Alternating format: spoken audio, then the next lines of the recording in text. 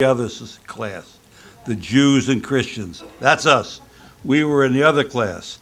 Many of the Jews and Christians were from lands the Ottomans had conquered.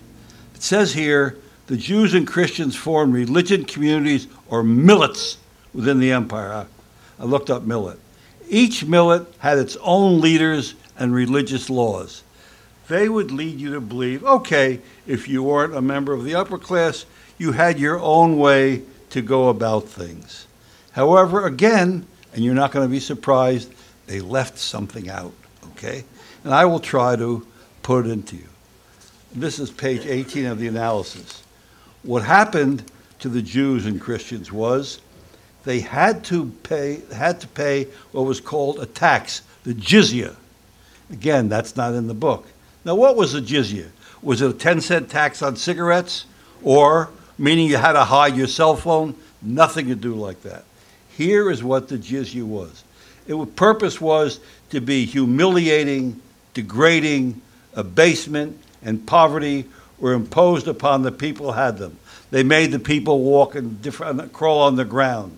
And they got the money any way possible. It says from the results that the jizya was extorted by torture. Now that was left out, right? They just said here that I'll read you from the text again, I don't want you to forget this, that the Jews and Christians had religious communities. Each millet had its own leaders and religious laws, leaving out the jizya.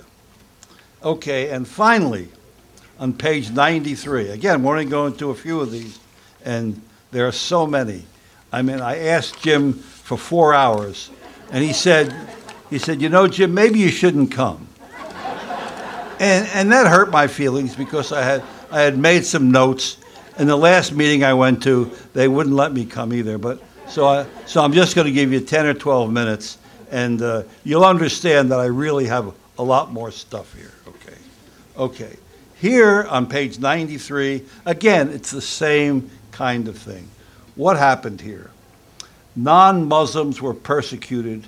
Here they talk about the Sikhs, and it says the non-Muslims had harsh policies. What's a harsh policy? Again, you know, I don't know. With harsh policy, they don't describe it, but we looked it up, and I guess they didn't think we could find books, but we did. And here's what it says. And again, there's so many things. This was behavior codes of the 1620s and the 1580s opposed. This is a group we found for the Jews. Now, there's a whole group of things they had to do, but I'll just read you the interesting one. In the stores, the Jews must sit on low stools. That's why I'm sitting on this low stool. I'm Jewish, and I didn't want to upset the Muslims, so I'm sitting on this low stool. Thank you. Low stools. It says here, and they must not see the Muslim's face. Well, women must tie many little bells on their sandals. Then, when a Jew speaks to a Muslim, he must humbly lower his head. Then there's more. The Jew must exhibit a yellow or red badge of dishonor on his chest. Now, ladies and gentlemen, if you've seen pictures of the Holocaust, you know that the Jews in the concentration camps and death camps wore yellow badges and stars.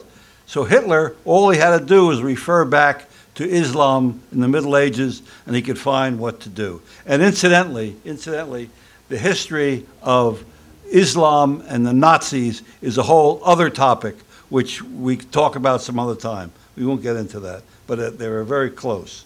Now, this is a good one. When riding on an ass, he, the Jew, must hang both legs on one side. How you could ride on an ass, well, I don't know, but never. But I'm only reciting what they said here.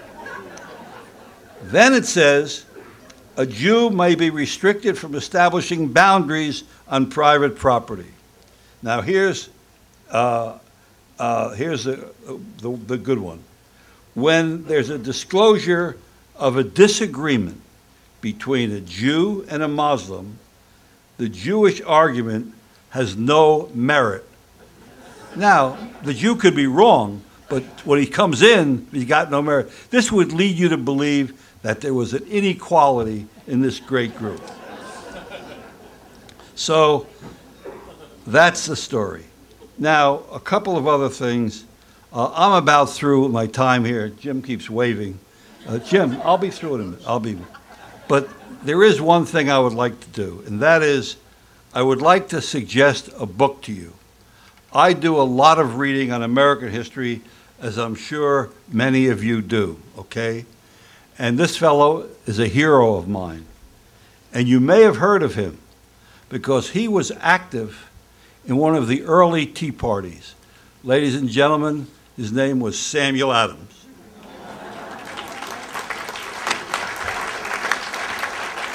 Ladies and gentlemen, we're running a little late, so we're only going to be able to take a few questions.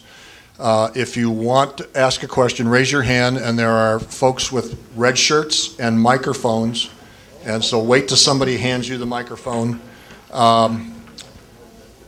Ask your question to a specific person if you can. If not, I'll leave it to Mike to figure out who's going to take the answer. I'll direct it to the three of them up there. You've been working with the 7th grade, basically. What about the younger kids and the older kids? The younger ones have already started, I understand, in this indoctrination. As far as I know, the real start of study of Middle Age world history, which is the period from Muhammad, through like the 1700s approximately in our textbook, is really it's really concentrated in the 7th grade. And I know that I think David Horowitz is going to address what goes on later in colleges. High school, I think, deserves a look, absolutely. And I've got some textbooks at home. This needs to be pursued. Mike, I think, can talk about what ACT is doing in those areas. Well, I have 2 kids that both went through the California system, and there are bits and pieces before the 6th grade, and there's a little bit in high school. But the vast majority of it is in the 7th grade, where they spend 2 weeks on these 2 chapters, and that's why we focus on what we're doing, because that's where it's most intense. Here we go. I would like to know, I've asked many scholars and political people to answer this question. They say in the Quran there is a Sarah, I think it's called, that says that it's okay for a Muslim to lie to a non-believer. Correct? So if that's true, why is it that we should believe anything that they say? Good question. Let me just tell you, there are so many things going on, and that's one topic that we didn't want to get into what it says in the Quran and where it says that, but you can see on your own when they talk about religion of peace, and they're tearing apart the Christian Copts right now in Nigeria, all over, what they say. So you can figure that out. But there's actually something that I think is really important here, because we have worked with both reformist Muslims and secular Muslims, and we don't want to throw out the good people that are taking great risk. Zuhdi Jasser in Arizona is just one. There's a young woman named Shireen Qudosi up in Orange County. They're taking tremendous risks in going forward and telling the truth and working with us. So the last thing we want to do is indict them along with those. We all have an ability to judge, and when we go face to face to someone, we know whether they're telling the truth most of the time. So it's really important also as a matter of just PR. If we take the tact of just throwing out everybody, we're not going to build the coalition we need to make the effective change we want. We have to be open to those good people.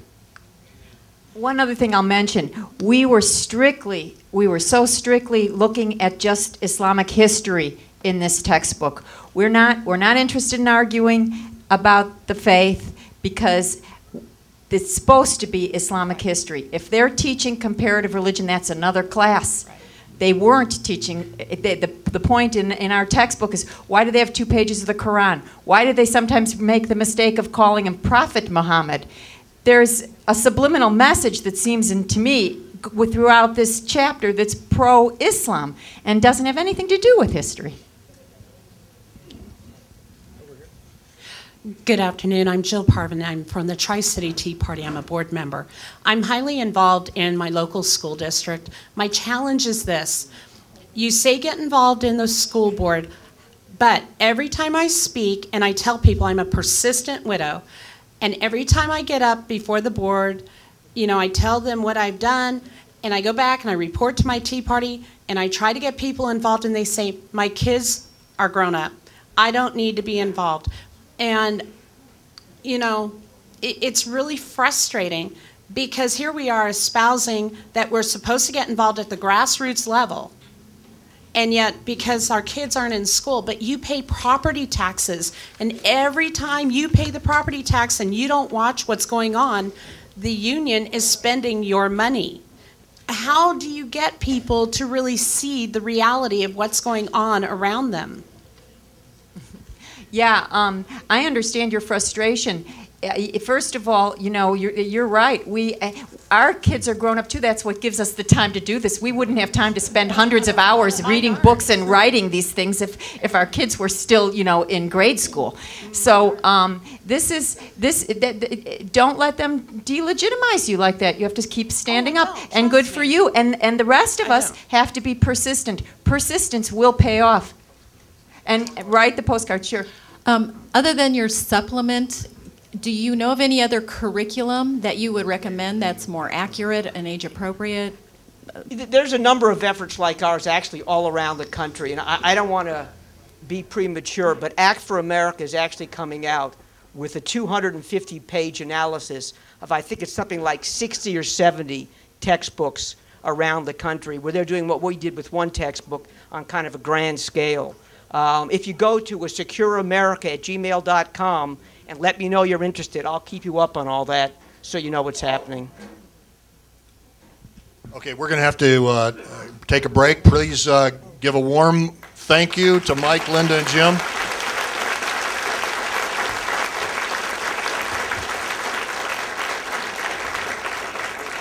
Those postcards that you have, all you have to do is write on them, and we'll put the stamp on them and mail them for you. There's a basket as I face the back on the right-hand side, just in the lobby. Drop your postcards there. If you decide you want to wait a little bit and mail them from home, that's fine.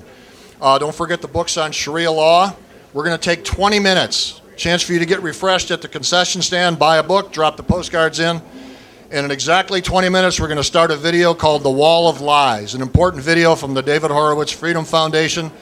Immediately thereafter, David will address the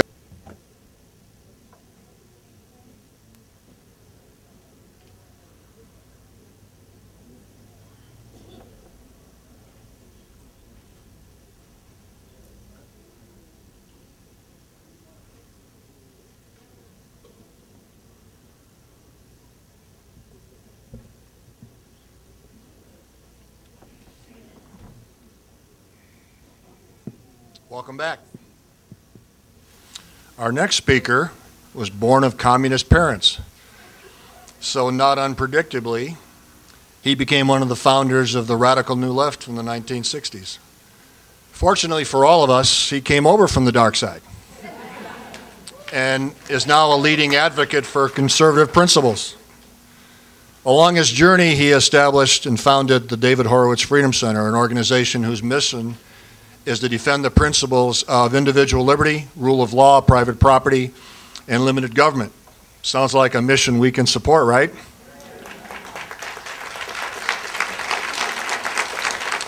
David Horowitz, over the past decade or so, has spent much of his time to exposing the radicalization that has been taking place in our college campuses. In 2003, he established the American Freedom Campaign to return to our universities the traditional values of open inquiry and to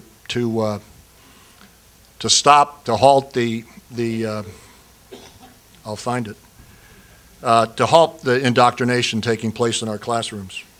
It was through this experience that he began to be aware of the growing influence of radical Islam on our college campuses.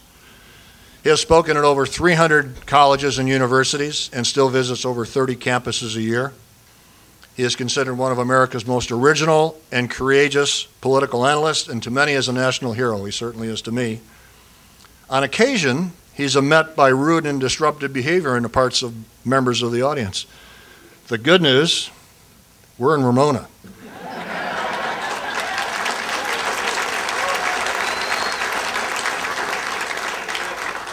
But just in case we have a 300-pound linebacker, we'll escort out anybody who exhibits those behaviors. So ladies and gentlemen, please give a warm welcome to Mr. David Horowitz.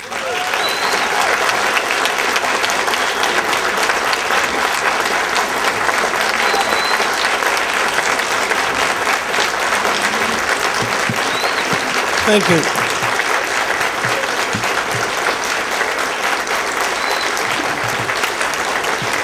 Thank you. Yes, I didn't have to bring the bodyguard that I share with Ann Coulter when I go to college campuses today. It's a great pleasure to be here. I have fought this political war for 60 and more years. I actually marched on my first demonstration, a communist-run May Day parade in 1948 when I was 9. And let me just say that the Tea Parties, the emergence of the Tea Parties is, in my view, the most important development, political development in my lifetime in this country, and the last best hope we have for saving this country.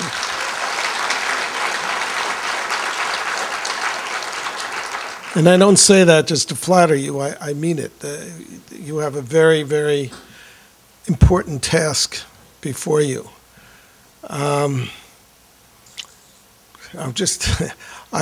When I first became a conservative, one of the first stops I made or invitations I got was from the Cardinal Mindszenty Foundation. Perhaps our person here with the Hungarian roots will remember him.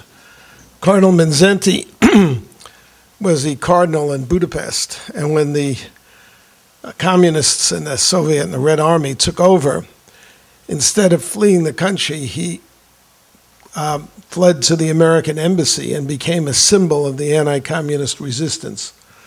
So when I spoke in St. Louis at the Mindszenty Foundation, I figured this was the bedrock of the anti-communist right.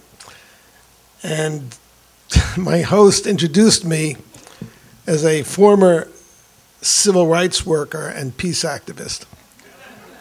And I had to correct him and say I've described myself as a Marxist revolutionary at war with this country. That's an example of the power of the stealth jihad right there. When you look at what's happened, the most remarkable thing is that 15 years ago, during the Clinton administration, who would have thought that there was a pervasive presence of Islamists out to destroy this country? And yet now they write our textbooks, they have privileged access to the FBI, they oversee our airport security, they appoint our chaplains in the military. And as one gentleman who's here, who's Iraqi by birth, told me that when he taught in the military about Islam, they restricted what he could say about the truth about Islam. But on the other hand, the Muslims who were brought in say whatever they wanted. How did that happen? And I think that the best I can do for you today is to try to give you the big picture as to how this happened. It happened because America isn't facing one war, it's two wars. There's the war of the secular left, where they were communists, then they were new leftists, now they are Occupy Wall Street leftists. Same movement, same leaders, same ideas. And actually, this war has been going on for much longer than say, 50 years. It's been going on for 100 or hundreds of years. But it's gained more ground than ever before. There's no way that the Islamists would be where they are if they hadn't been taught and enabled by the American left.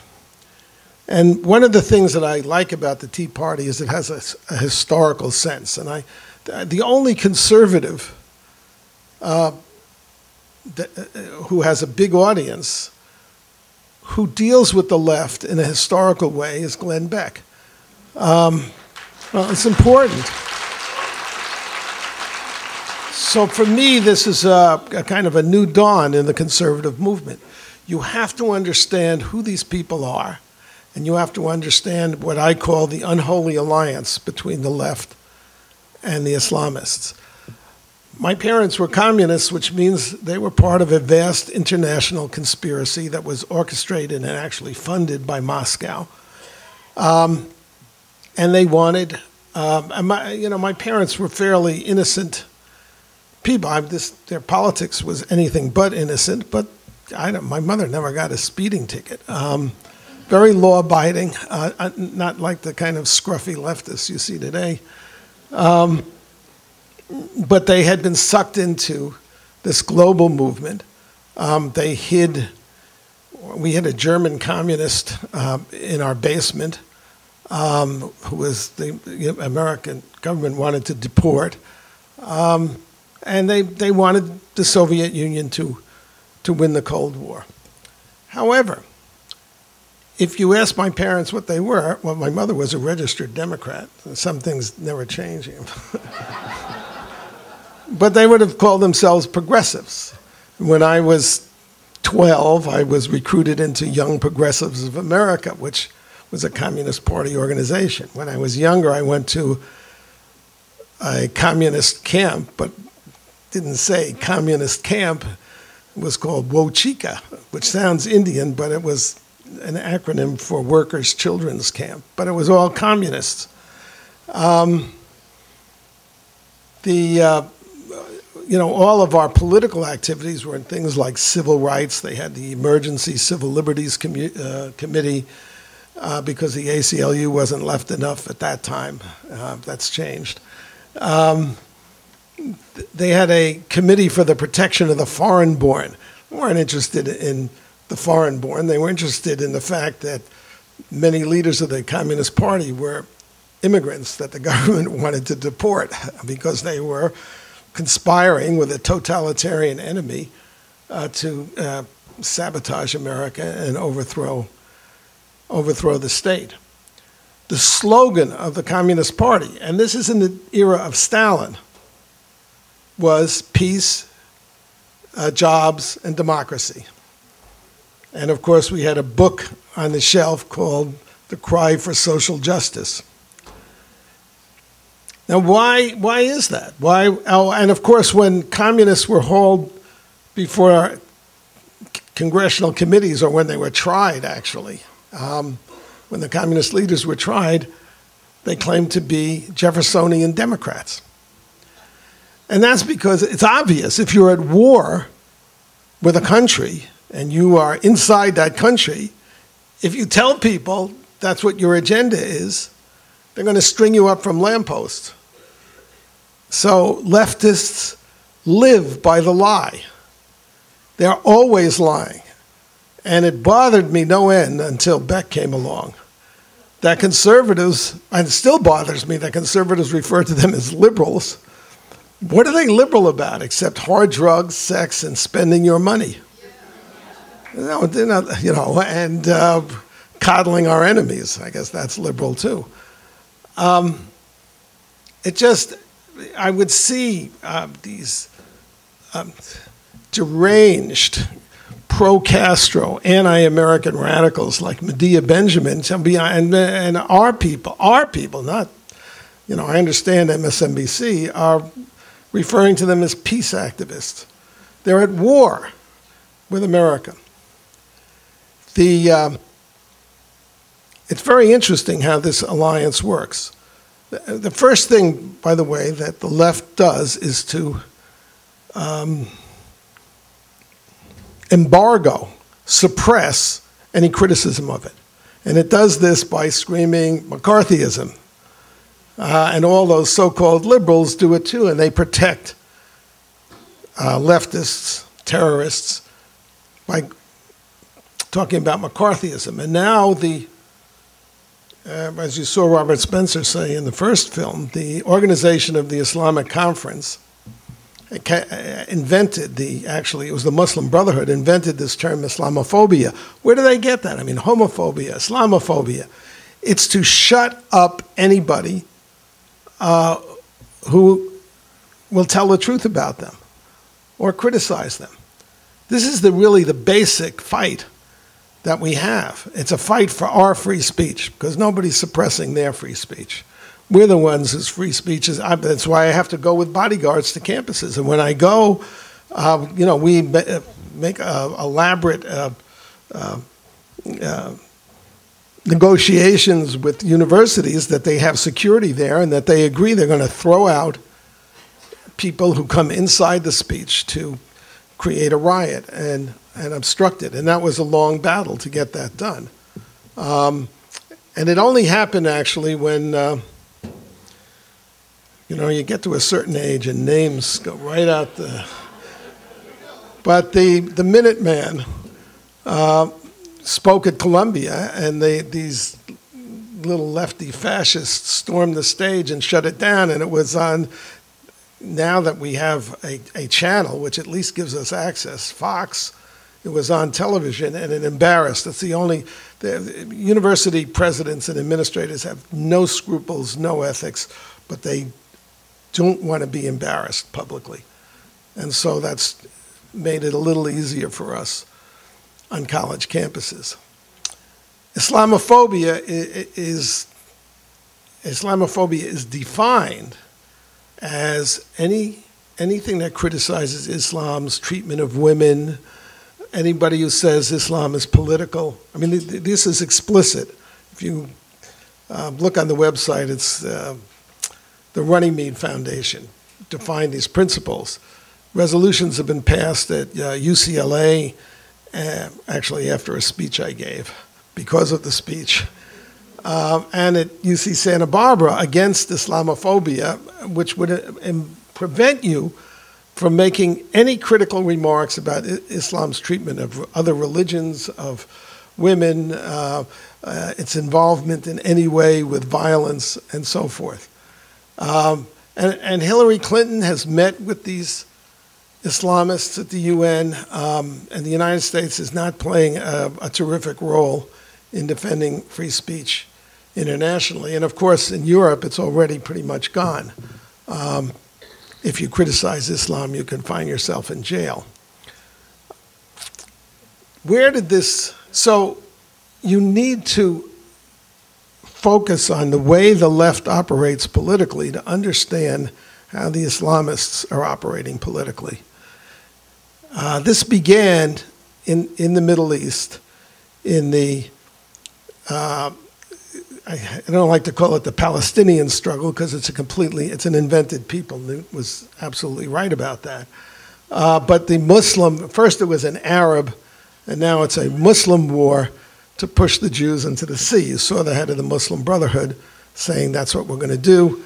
His protege, Hajj Amin al-Husseini, the Grand Mufti of Jerusalem, was a Nazi who went to Berlin to recruit an Arab Legion for Hitler during the war and had